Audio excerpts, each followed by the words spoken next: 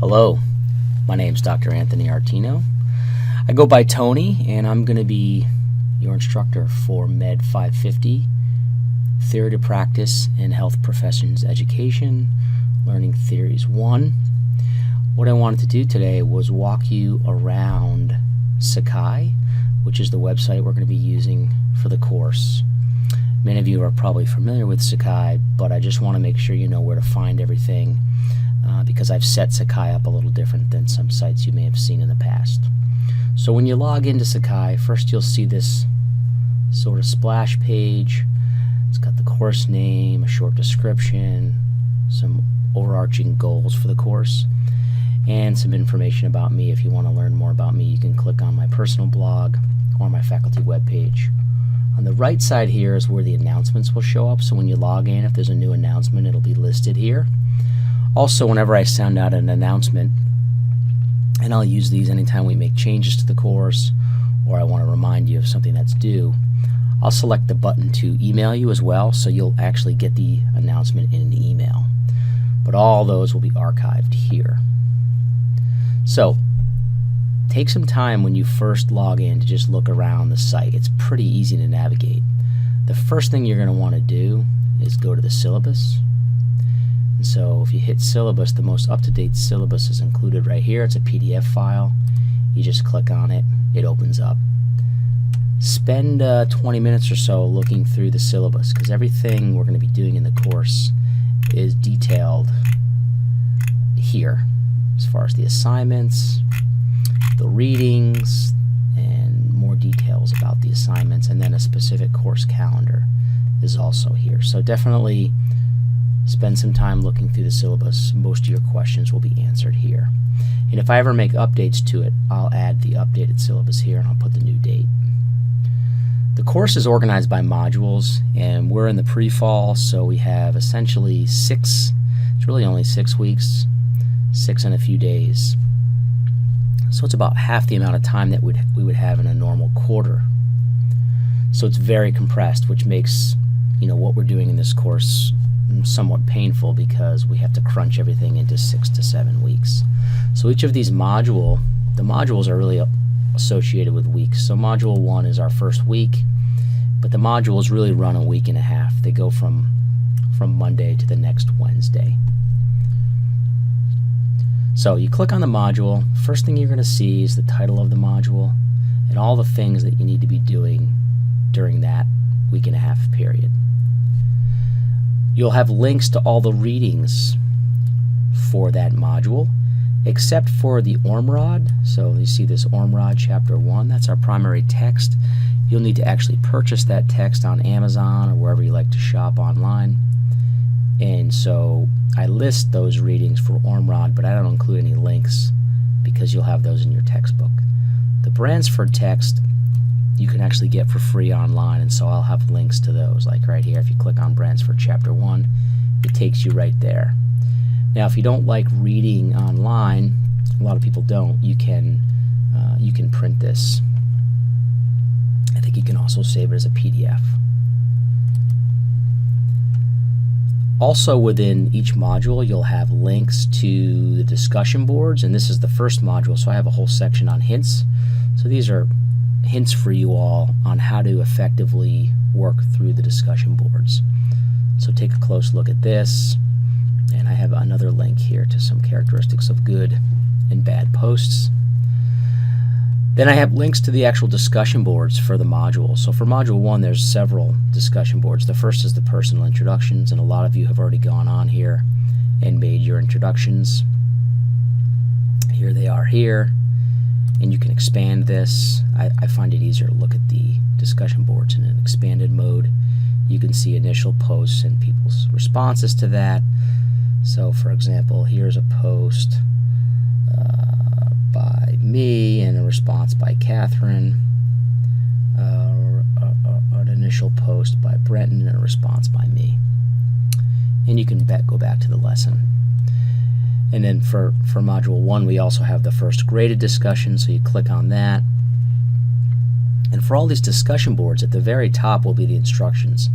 So you want to hit this little More button, and it will expand this section and tell you what I'm asking you to do for this discussion. And so you'll want to read that carefully because each graded discussion is slightly different. And you can go back to the lesson. I have some instructions for setting up a blog. That's something you'll be doing in this course, so if you haven't already done that, you can click here and it provides you with some information and some links. So that's pretty much it. It's really simple because everything is organized by module. So if I go to Module 2, again, I'll give you the title of the module. We're going to be talking about behaviorism and social cognitive theory. I'll give you all your things to do for that 1.5 week period. If I'm asking you to look at videos like I am here, I actually have a link to the video. So you just click on it. I think this actually goes to YouTube. Let's see if it works. And oftentimes I find that working through Sakai, here you go. This is a video that I've actually created with my kids, reproducing an old experiment by Albert Bandura, and I've done it with my own kids. This is back when they were quite a few years older. So everything you need is linked through the modules. And I remind you to go back and finish the graded discussion for week 1 or module 1 and to start on the new discussion for module 2. You can also get to the discussion boards directly if you hit discussion boards. Now this is an error that I've gotten several times.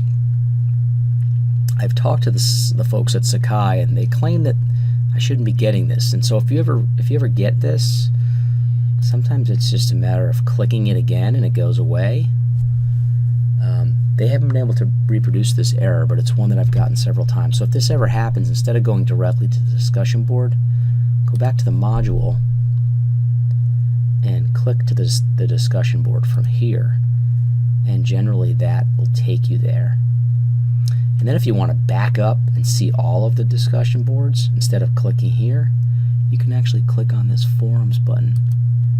And that will back you out. Let's see if it works.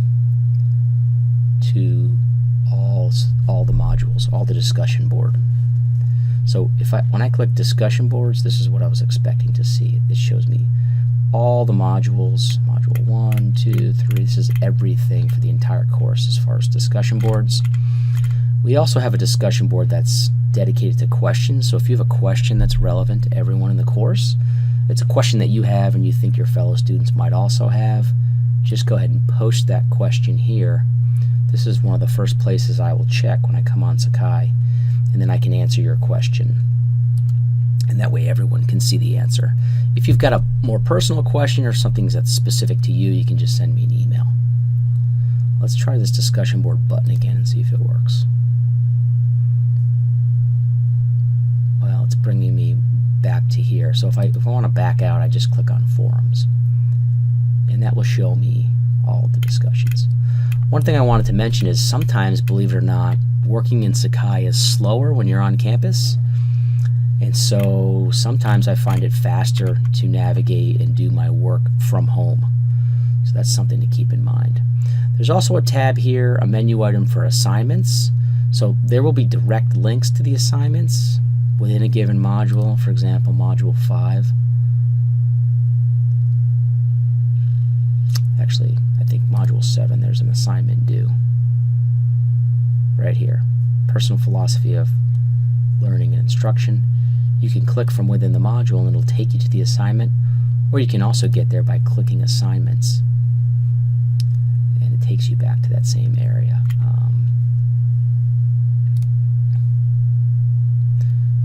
So here are all the assignments.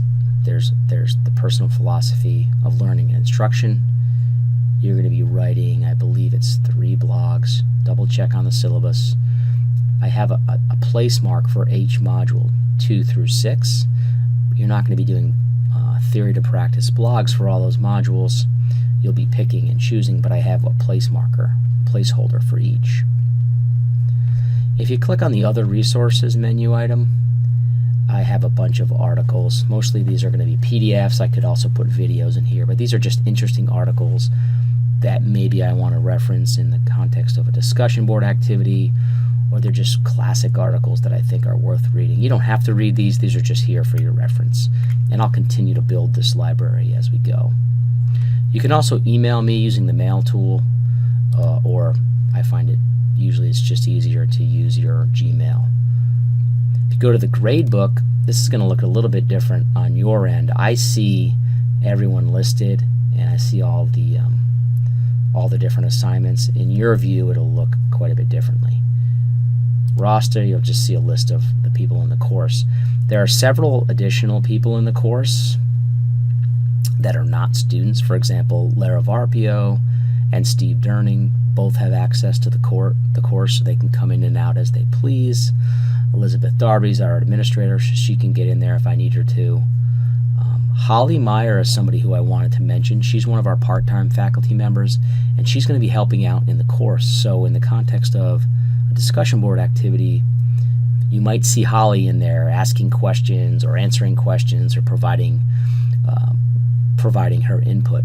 Treat her as one of the instructors, and hopefully that will work out well, and she'll help me moderate the discussion boards. That's mostly the things I wanted to discuss here. Really, I just wanted to give you a sense for our course. Go back to the home page. This is how we're going to interact throughout the term. What else did I want to tell you? I think that's it. I'm not going to spend time walking through the syllabus. I'd like you guys to take a look at the syllabus on your own. And actually, if you have questions or things that don't make sense, just go ahead and post the question to the question discussion board, which you can access here. See, now it's working. You can access here, and you can post your discussion question here. That's it. I look forward to learning with you guys this term. I think you're going to find the online course to be quite a bit different than what you're accustomed to, unless you've taken an online course.